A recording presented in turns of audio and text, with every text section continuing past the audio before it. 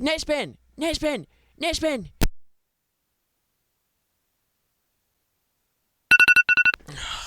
Nettspend. Kinda Nettspend. We're talking about 2025, baby. What the hell is going on in the underground? We gonna get to the bottom of it. What's going on, guys? It's Bryce here. Nah, but for real in this video, I kind of just want to talk about the meta. You guys know when you open a brand new game, I mean, no one's buying physical copies of games anymore, but you get a brand new game comes out, maybe you've been playing Marvel Rivals, maybe you've been playing that Black Ops 6, maybe you've been playing that OG Fortnite. There's a meta, and if you don't know what meta is, this is how it's defined on the internet. And basically, it's like, what's the, from a marketing perspective, what's going to make me win? You know what I'm saying? That's kind of the objective of, like, a meta in a game. It's like, what's going to make me win? What's going to give me the highest chance to shit on these motherfuckers? And everyone at the highest top level of the skill of the game is taking advantage of, these factors of the game to get to that top level. So we're taking that ideology and we're transferring it to Nettspend! No, but we're transferring it to underground music in general and kind of talking about what's going on. Much like games, the music game, real life, it begin patches, it begin updates, it begin bug fixes. So hey, we gotta maneuver through the treachery and make sure these artists get on track. If you've been tapped to the channel, we talk about Cardi a lot in here. Cardi not dropping this year. Cardi, since he's not dropping, we gotta listen to these other artists. All right, we gotta listen to other artists, guys, that are not Playboy Cardi. Sorry, but yeah, I mean, continuing from the prior year, 2023, maybe in the year before that, but like 2023. Moving in to 2024, there were a few artists that really got their initial blow up during that 2023 meta, which I'm not going to get into, but I want to get into 2024 meta and how that's going to shift into 2025. So you have people like Osamason, and I've said them like 8 times already, Nettspend, 1AM. Those are 3 artists that I feel were kind of easy for me to group together, like sound-wise, just image-wise, their career-wise. I think it makes a lot of sense, for them to kind of be grouped into that, because that was almost like that kind of sound and that like vibe was almost, what was pushing through. And of course, you get lots of clone allegations and all types of stuff with that, which we're going to get into going into the current year, moving into 2025, and how that's a whole thing of its own that can be taken advantage of or be a disadvantage if you're accused of such a thing. So I want to touch on some artists that really had their blow up this year, and I got 5 here. I got 5 here that have really blown up this year. Had their at least initial like spurt of attention into the underground community, and how exactly they got to such a point. Lazer Dim 700. You guys know him. I've done videos on him before. I've met the guy. I've done the things with Lazer. We've talked about him plenty.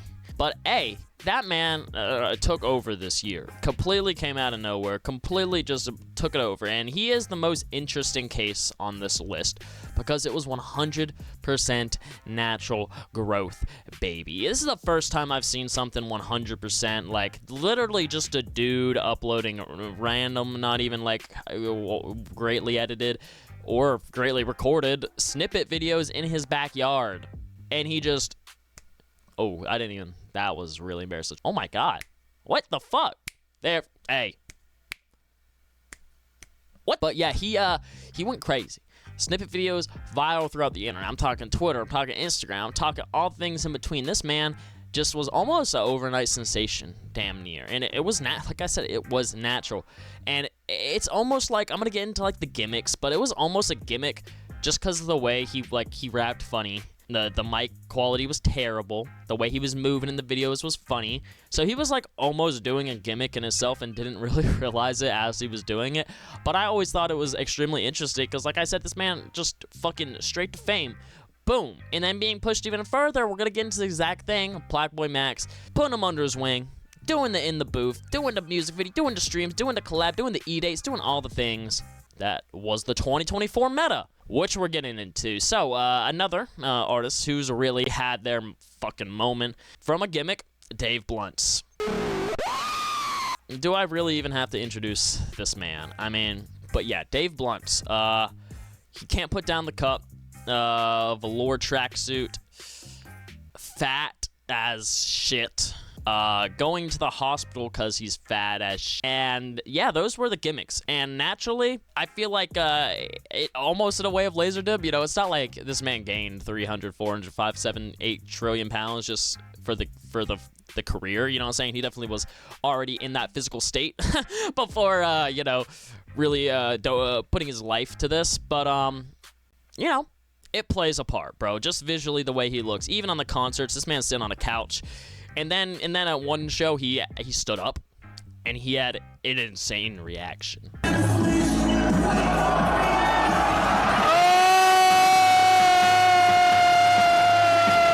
But yeah, basically just him, you know, and him being in the hospital. You know, they're feeding him cake in the damn hospital. You guys see how this is a gimmick, bro. And I'm not even saying the music is good, bad, whatever, and that this video isn't even about that. Like, yeah, I know I'm on the video, I'm always talking about music.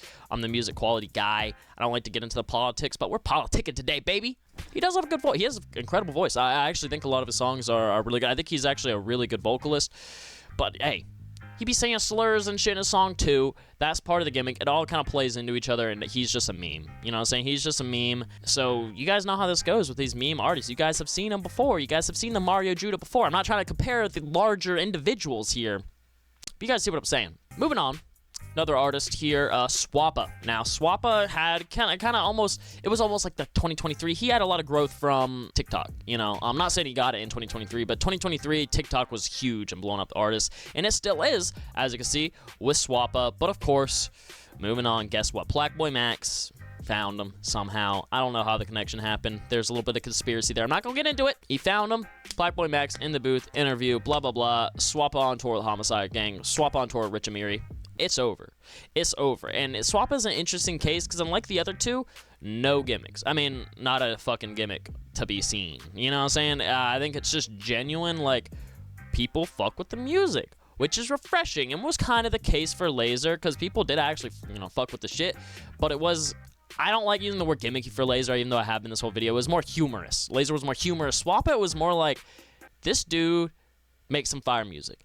And he blew up off the cosigns and all, you know, TikTok stuff. But at the end of the day, all that stems from good music, in my opinion. So I can't even get upset at that. Showing that streamer narrative, showing that the streamers were a big thing this year, and just reflecting on that. You can go the other side of that with Protect, BruceDropEmOff. Come on, I don't even have to explain there. Bro just dropped an incredible album. Bro is ball hogging all year. He's ball hogging all 2025. I absolutely love that Protect project. I really did, and the kids love the streamers, bro. The kids, if anything in the world is wildly popular, it's because of kids. Rap is no different. Streamers are no different. It's like a match made in goddamn heaven, bro. And then one on here that I wanted to really put on here because I'm going to go into a little narrative here. YT. You may have heard him, may not. He has that song. He's like, some girls are black, some girls are tan. Yeah.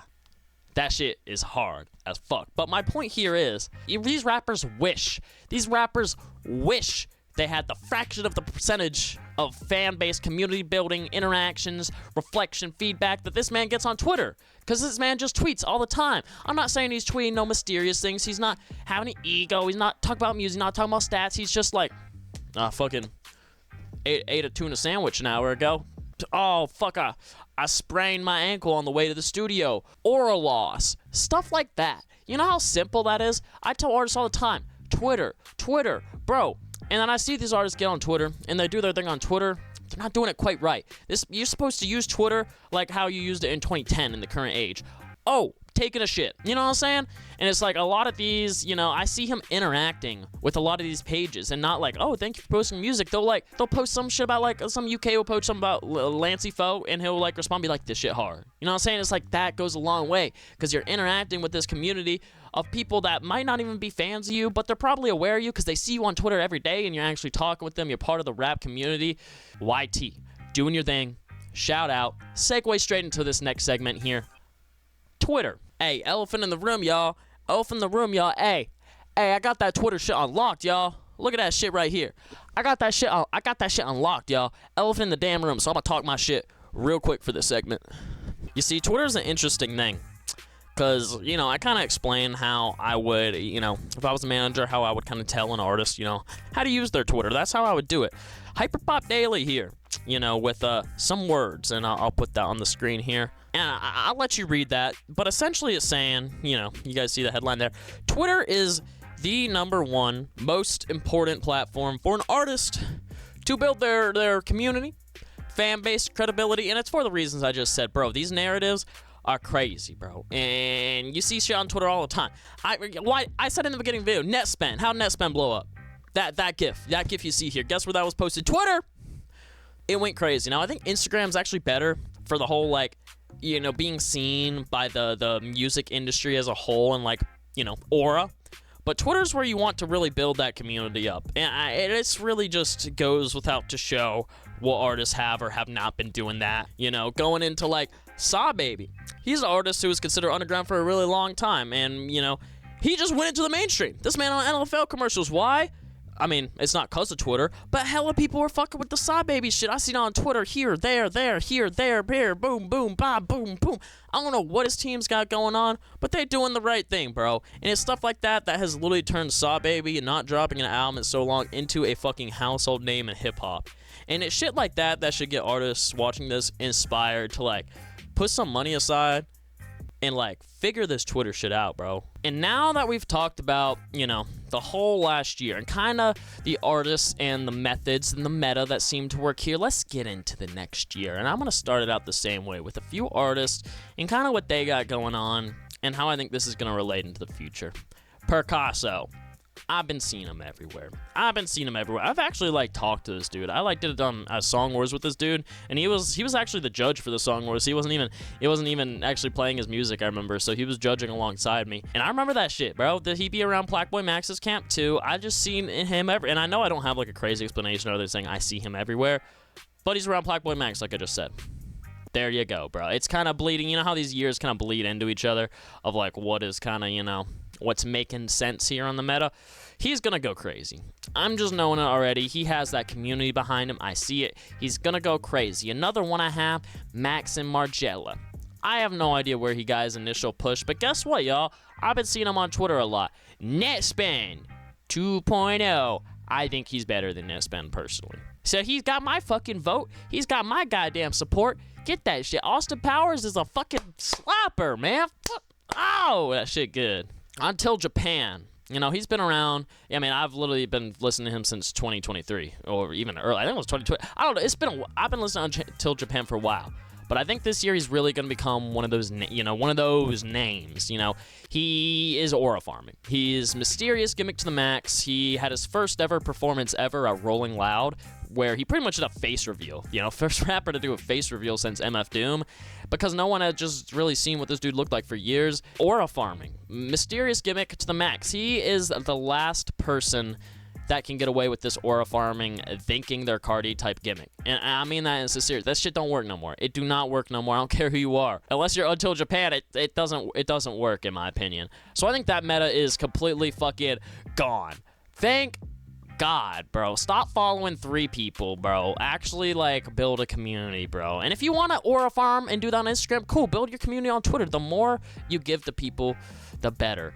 In my opinion, moving into 2025, the 2025 meta is be a human being, be a part of the community, be a fan, and I know people don't have all day to be on the fucking internet, I know, but the internet is the internet. The internet is entertainment.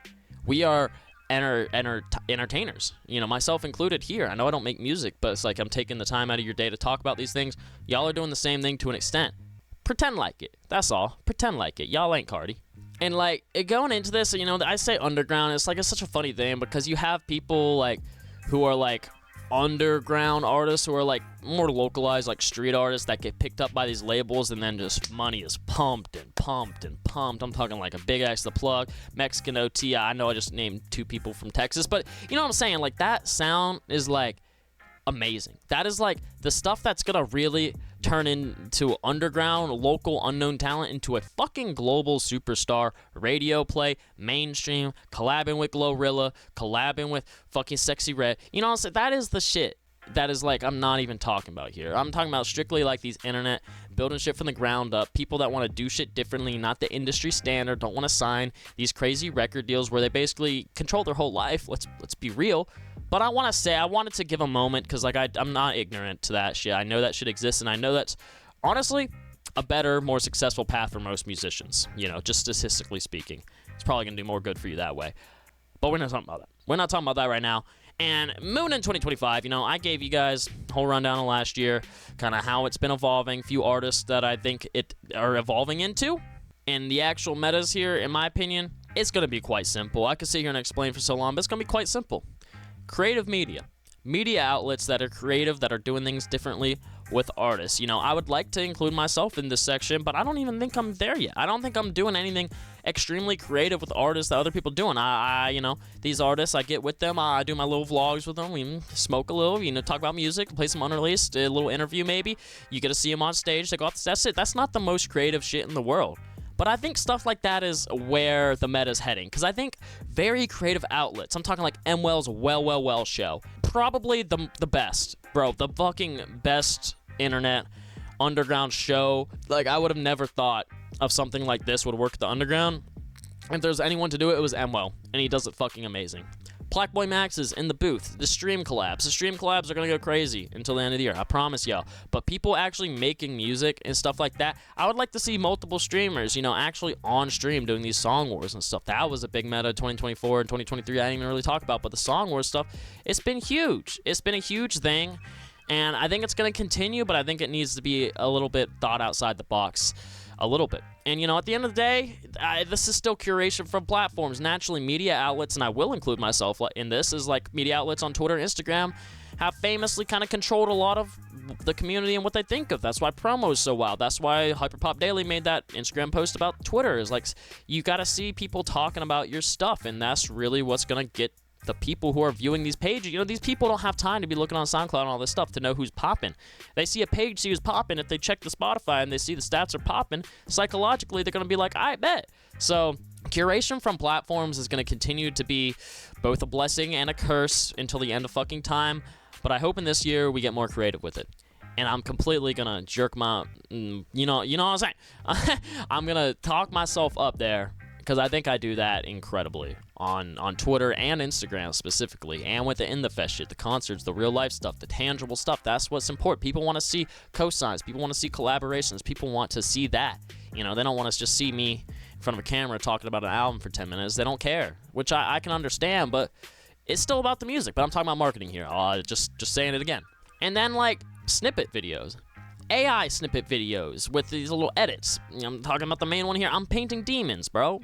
These gore edits, they're incredible. They're crazy. And a lot of people have opinions about the AI and stuff, but I think this is a creative enough outlet where, granted they're typists. I don't know how it works, but there's still human editing, and they're still finding, creative ways to kind of get what they want in the videos. Like, maybe they want their head to explode in the green slime. I don't know how easy that is to really edit in the AI. I'm assuming rather easy, but still gotta line it up with the song. Still gotta fast it, slow it down, line it up, cut it. So I think there is work being done there, and I think AI will replace a lot of that kind of tedious work that's still existent.